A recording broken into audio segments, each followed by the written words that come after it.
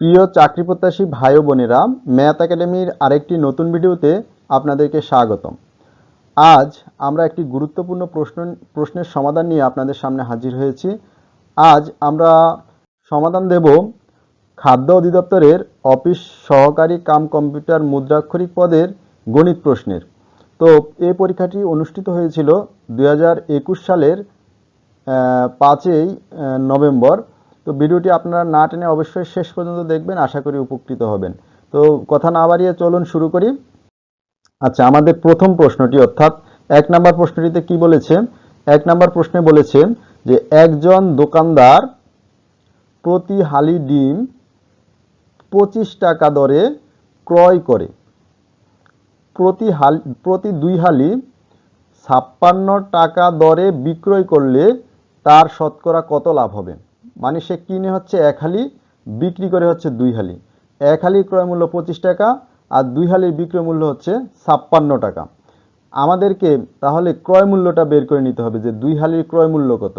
তাহলে আমরা 2 হালির ক্রয় মূল্য আগে বের করে নেই, যে 1 হালির ক্রয় মূল্য হচ্ছে 25 টাকা, আর তাহলে 2 হালির ক্রয় মূল্য হবে 25 গুণ 2, অর্থাৎ 25 এবং 2 গুণ করলে হবে 50। তাহলে তার 2 হালির ক্রয় মূল্য হচ্ছে 50 টাকা। এখন 2 হালির সে ক্রয় করছে 50 টাকা দিয়ে, কিন্তু বিক্রি করলো 56 টাকা দিয়ে। এখন যেহেতু 2 হালি 56 টাকা বিক্রি করছে, তাহলে তার লাভ হয়েছে।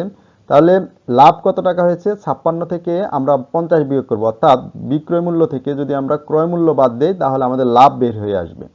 এখন তার কয় টাকায় লাভ হয়েছে, মানে 50 টাকায় লাভ হয়েছে কয় টাকা সেটা আমরা লিখব, যে 50 টাকায় লাভ হয়েছে 56 বিয়োগ 50, অর্থাৎ 6 টাকা। 50 টাকায় তার 6 টাকা লাভ হয়েছে। আমাদেরকে বের করতে বলেছে কি? বের করতে বলেছে শতকরা কত লাভ হয়েছে, মানে 100 টাকায় তার কত টাকা লাভ হয়েছে। তার মানে এখানে আমরা লিখছি যে 50 টাকায় লাভ হয়েছে 6 টাকা, তাহলে 1 টাকায় লাভ হয়েছে কত?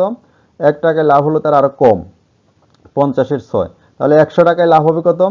100 টাকায় লাভ হবে 6 গুণ 100, মানে উপরে 6-এর সাথে 100 গুণ হবে এবং নিচে 50-এ 50 টাকা।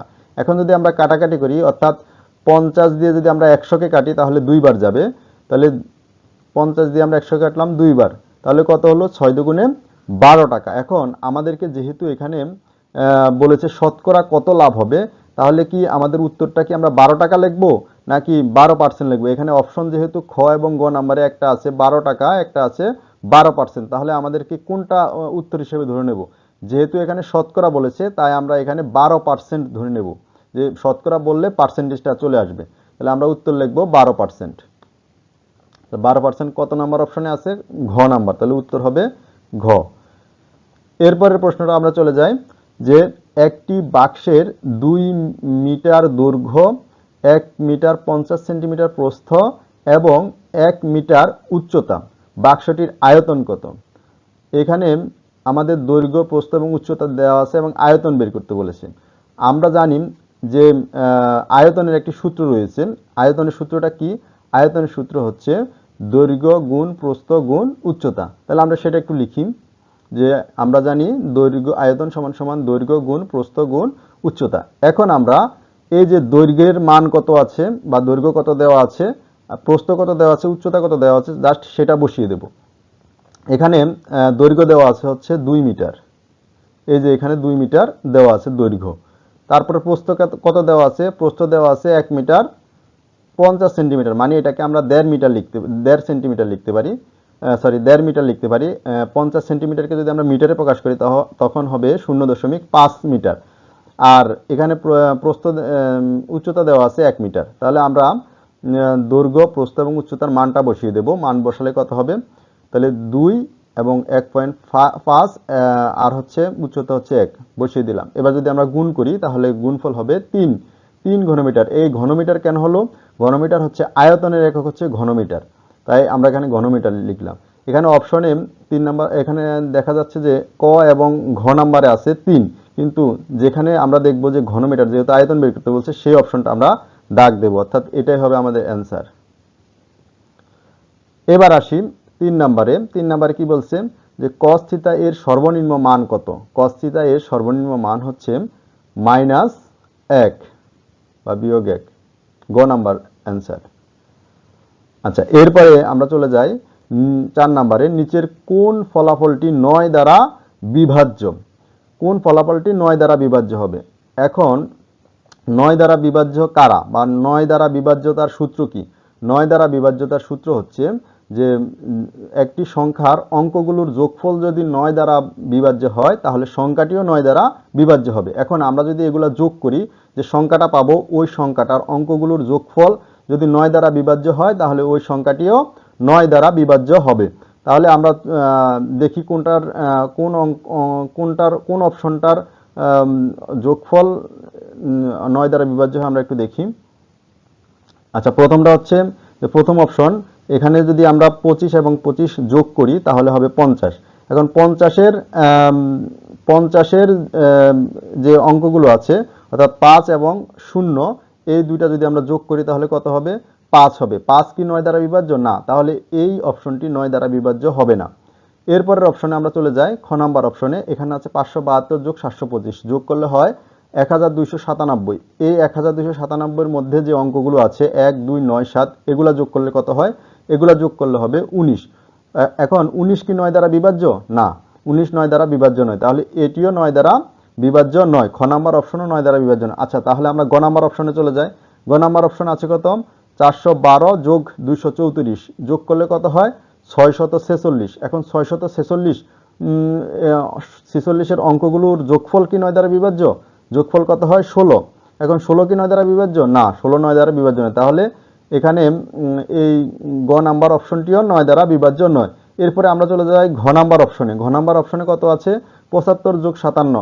এই 75 যোগ 57 এর যোগফল হচ্ছে 132। 132 এর অঙ্কগুলোর যোগফল কত হয়? 6। তাহলে 6 কি 9 দ্বারা বিভাজ্য? না, তাহলে এই সংখ্যাটিও 9 দ্বারা বিভাজ্য নয়। তাহলে এখানে যে 4 নাম্বার অঙ্কটি আছে এটার সঠিক উত্তর এখানে নেই, তাই আমরা এখানে সঠিক উত্তরটি নির্ণয় করতে পারছি না। আচ্ছা, এরপরে আমরা চলে যাই 5 নাম্বারে। 5 নাম্বারে কি বলছে?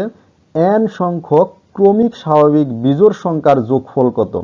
n সংখ্যক আমরা ধরে নিতে পারি সেটা যে কোনো সংখ্যক হতে পারে। আমাদেরকে যদি বলে 5টি, যদি বলে 6টি সংখ্যক ক্রমিক স্বাভাবিক বিজোড় সংখ্যা, কথাটি থাকতে হবে বিজোড় সংখ্যা। এখন আমরা সেটা কিভাবে বের করব? এখানে সূত্র দেওয়া আছে, এখানে কোন সূত্র অনুসারে ধরবো? ধরি n এর জায়গায় যদি আমরা সংখ্যা বসিয়ে দেই তাহলে আমাদের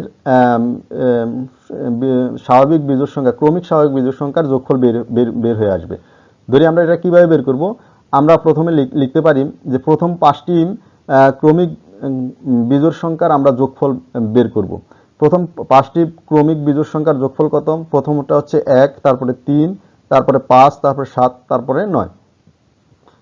এগুলো যদি আমরা এই 5টা যদি আমরা যোগ করি তাহলে আমাদের যোগফল পাই কত? 25। এটাকে আর কিভাবে আমরা বের করতে পারি? এরপরে ধরুন এই যে আমরা লিখতে পারি যে 25 কিভাবে বের করতে পারি? এইখানে যে অপশন আছে ক নাম্বার অপশন, এখানে যদি আমরা n স্কোয়ারের বদলে আমরা যদি যেহেতু 5টা ধরেছি, 5টা যেহেতু ধরেছি এই 5টা আমরা n এর জায়গায় যদি 5 বসাই তাহলে আমাদের কি 25 বের হয় কিনা একটু দেখি। হ্যাঁ, 5 5 25। তার মানে আমরা যদি ক্রমিক স্বাভাবিক বিজোড় সংখ্যার যোগফল বের করতে বলে তাহলে আমরা এই সূত্র ব্যবহার করি, অর্থাৎ যেখানে যদি 5টা বলে বা 10টা বলে, 20টা বলে, 50টা বলে, তাহলে আমরা n এর জায়গায় 10, 5 যে কয়টা বের করতে বলে n এর জায়গায় সেই সংখ্যাটি বসিয়ে দিলে আমাদের ক্রমিক স্বাভাবিক বিজোড় সংখ্যার যোগফল বের হয়ে আসবে। আচ্ছা, এরপরে আমরা 6 নাম্বার অঙ্কে চলে যাই। 6 নাম্বার অঙ্কে কি বলেছে? যে সমতলস্থ 3টি বিন্দু দিয়ে কখন বৃত্ত আঁকা যায়? একটি সমতলে যদি 3টা বিন্দু থাকে তখন কোন ক্ষেত্রে বৃত্ত আঁকা যায়? প্রথমটা কি বলেছে? যে যদি একটি অন্য দুইটি বিন্দুর সংযোজক রেখার মধ্যবিন্দু হয়, এটা দিয়ে কি বৃত্ত আঁকা যায়? যদি একটি অন্য দুইটি বিন্দু সংযোজক রেখার মধ্যবিন্দু হয় তাহলে কিভাবে? না, সেটা সম্ভব নয়। তারপরে যদি বিন্দুগুলো সমরেখ হয়, সমরেখা মানে হচ্ছে একই রেখার মধ্যে অবস্থিত হয়, তাহলে সেটা কি বৃত্ত আঁকা যাবে? না, যাবে না।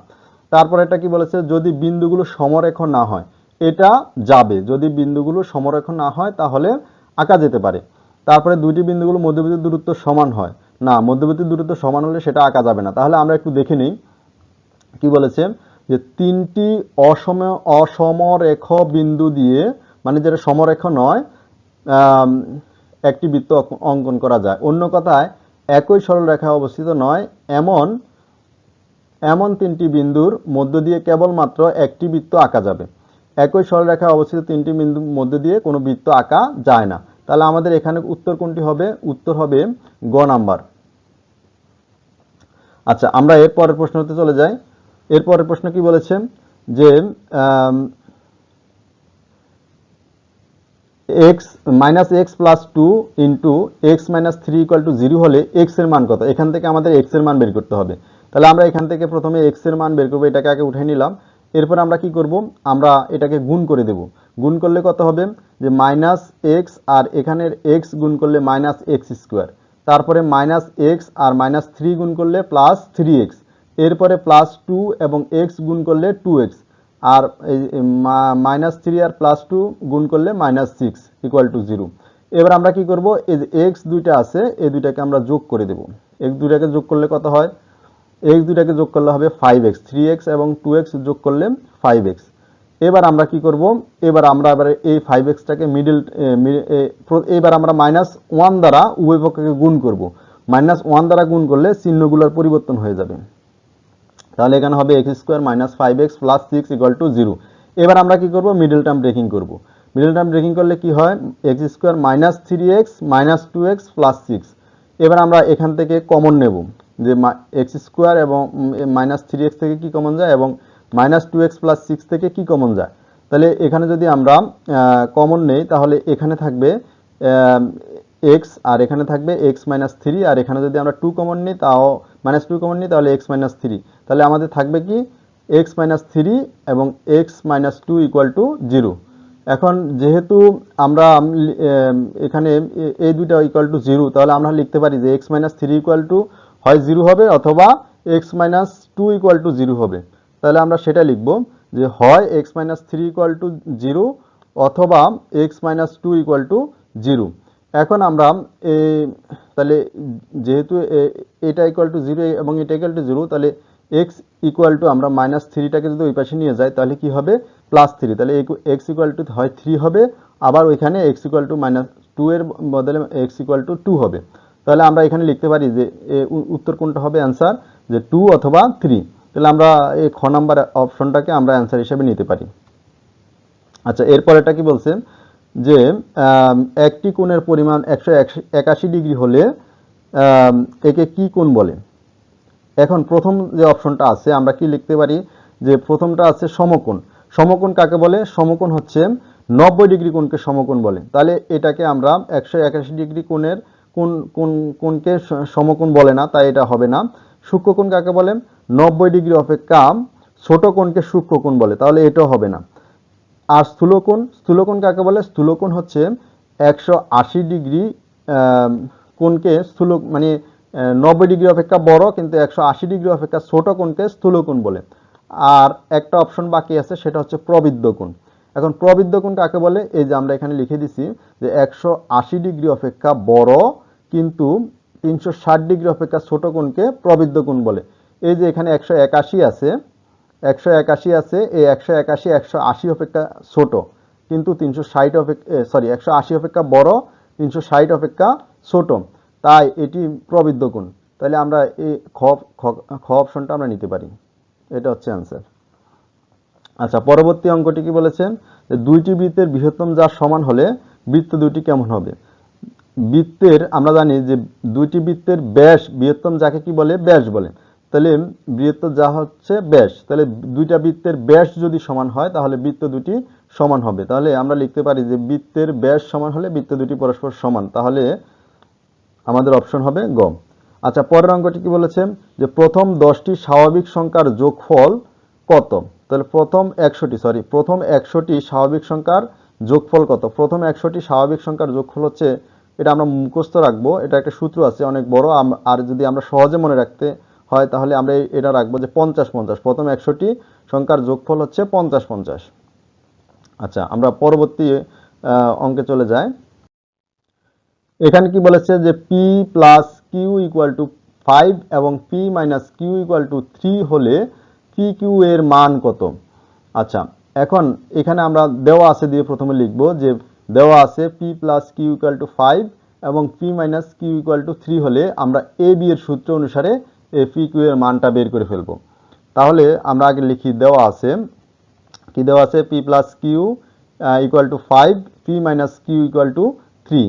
আমরা এবার লিখবো যে আমরা জানি পি কিউ ইকুয়াল টু, তাহলে এখানে পি কিউ ইকুয়াল টু কি, মানে এ বি এর সূত্র, এ বি সমান সমান A plus B by 2 whole square minus A minus B by 2 whole square. তাহলে এ বি এর জায়গায় আমরা পি এবং কিউ ব্যবহার করলাম। এবার আমরা মান বসিয়ে দেব। তাহলে পি প্লাস কিউ এর মান কত, 5, এবং পি মাইনাস কিউ এর মান কত, 3। আমরা জাস্ট পি প্লাস কিউ এর জায়গায় 5 এবং পি মাইনাস কিউ এর জায়গায় 3 লিখব। তাহলে লিখলাম।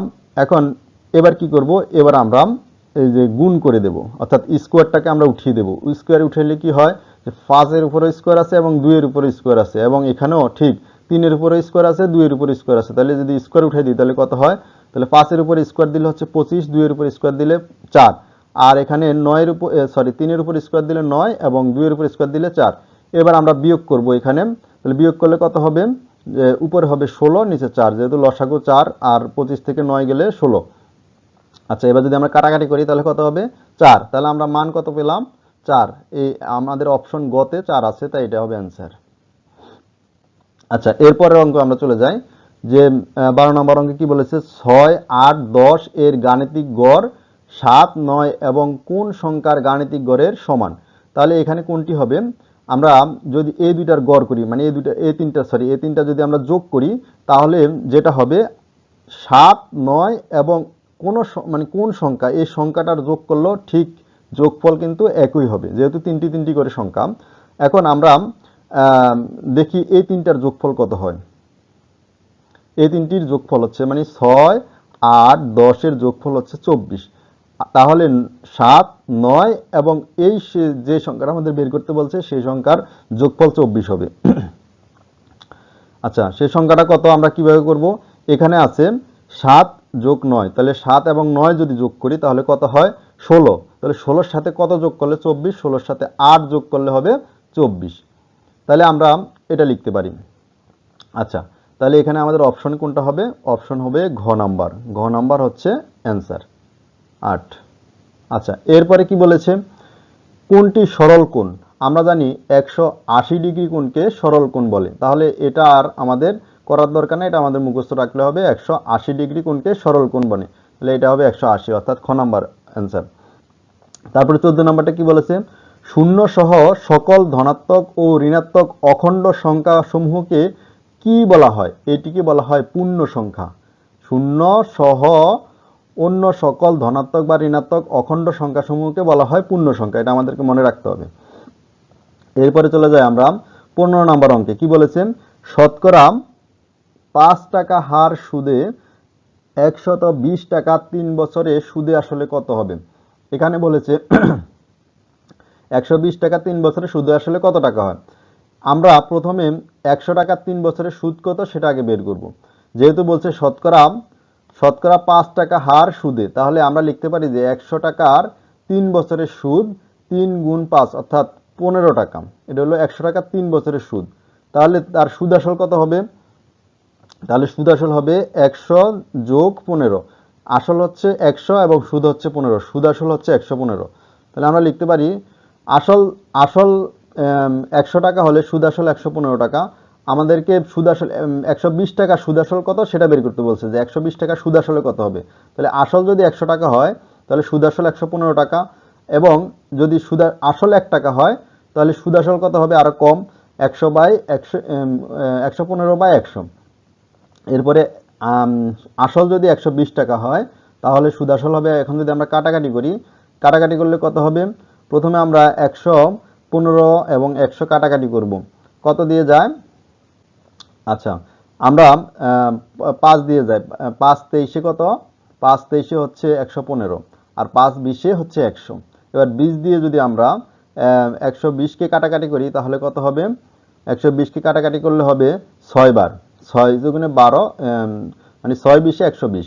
এবার যদি 23 এবং 6 আমরা গুণ করি তাহলে কত হয়, 138 টাকা। তাহলে আমাদের অপশন কততে আছে, 38, গ নাম্বার। তাহলে এটা হবে আমাদের অ্যান্সার। আমরা পরবর্তী অঙ্কে চলে যাই।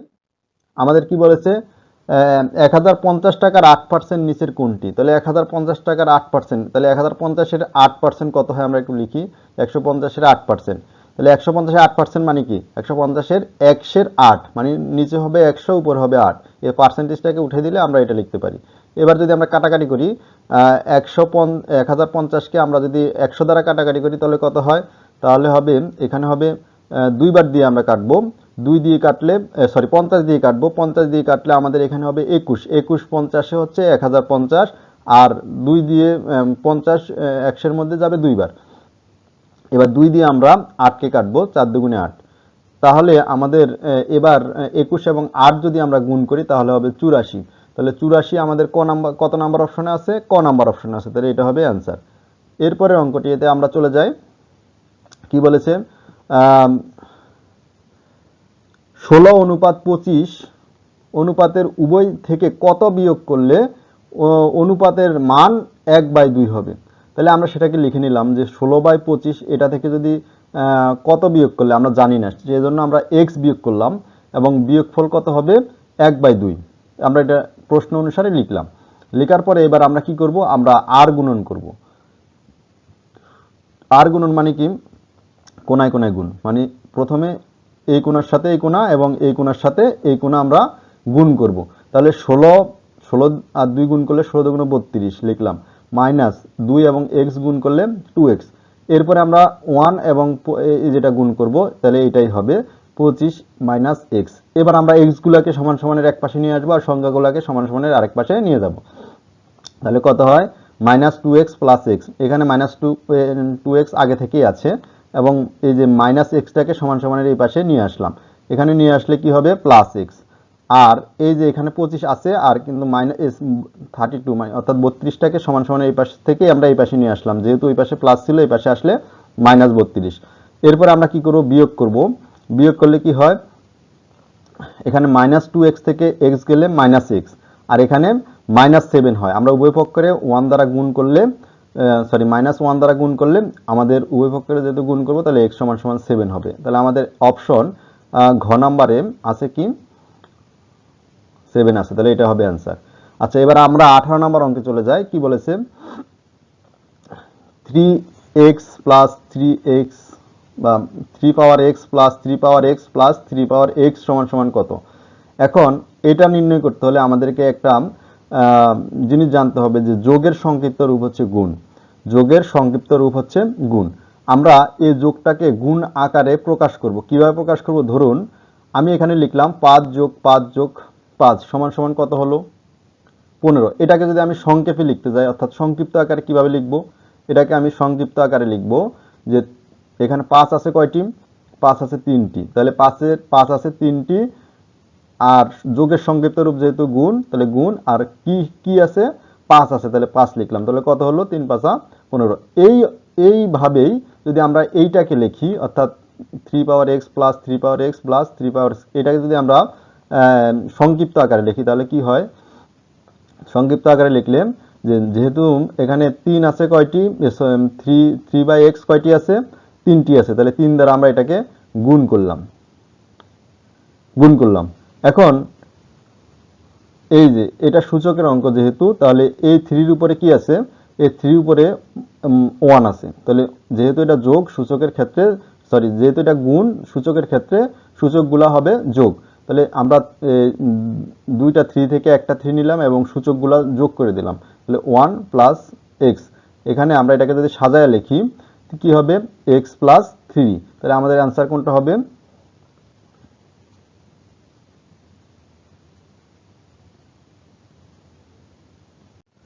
আচ্ছা, এখানে অপশনটিতে এখানে ভুল দেওয়া আছে। তাই আমরা যদি এখানে 3 পাওয়ার x প্লাস 1 থাকতো তাহলে আমাদের উত্তর হতো এটা। যেহেতু এখানে ভুল আছে তাহলে উত্তর এখানে হবে না। আচ্ছা, আমরা পরের অঙ্কে চলে যাই। তার পরের অঙ্কটিতে কি বলেছে? যে রফিক একটি কাজ 10 দিনে করতে পারে, শফিক ওই কাজ 15 দিনে করতে পারে, তারা একত্রে কাজটি কত দিনে শেষ করতে পারবে? তাহলে এখানে রফিক করতে পারে কত দিনে? 10 দিনে। আর শফিক করতে পারে কত দিনে? 15 দিনে।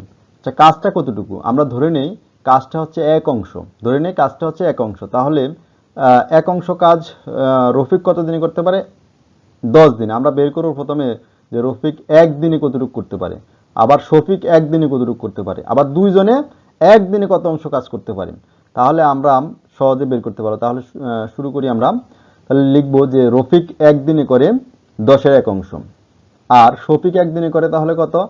15 এক অংশ। তাহলে দুইজনে একত্রে করে কত কত অংশ? তাহলে এই দুটো আমরা যোগ করব। 15-1 এবং 10-এর 1 যদি যোগ করি তাহলে একদিনে কত অংশ করে সেটা বের হয়ে যাবে। তাহলে একদিনে করে এই দুটো লসাগু করলে 15 এবং 10-এর যদি আমরা লসাগু করি তাহলে কত হবে? 30। এবং আমরা যদি এটা ইয়ে করি তাহলে 15 দুগুণে 30 এবং 3 10-এ 30, 3 যোগ 10 এটা হবে, অর্থাৎ উপরে হবে 5, নিচে হবে 30। এবার যদি আমরা কাটাকাটি করি তাহলে কত হয়? 5 6 30, নিচে হবে 6, উপর হবে 1, তাহলে 6-এর 1 অংশ। এখন 6-এর 1 অংশ কাজ তারা দুইজনে মিলে একদিনে করে। এখন একদিনে তারা 6-এর 1 অংশ করে, তাহলে সম্পূর্ণ কাজটা করতে তাদের কত দিন লাগবে সেটা আমরা বের করব। এটা লিখতে পারি যে 6-এর 1 অংশ কাজ রফিক ও শফিক 6-এর 1 অংশ কাজ করে একদিনে। তাহলে 1 অংশ কাজ তারা করে তাহলে কত দিনে? তাহলে 6 দিনে। আমাদের উত্তর পেয়ে গেলাম আমরা 6 দিনে। তাহলে এখানে ক নাম্বার অপশনে আমাদের যে উত্তরটি আছে সেটি হবে 6 দিনে। আচ্ছা, এবং আমরা 20 নাম্বার অঙ্কে চলে যাই। এটি হচ্ছে আমাদের এই প্রশ্নের শেষ সমাধান, অর্থাৎ 20টি প্রশ্ন এসেছিল, এই 20টির এটা হচ্ছে 20 নাম্বার অঙ্ক। আমরা এটা একটু পড়ি যে পরস্পর ছেদি দুইটি সরল রেখা যে 4টি কোণ উৎপন্ন করে তাদের ডিগ্রি পরিমাণের সমষ্টি কত?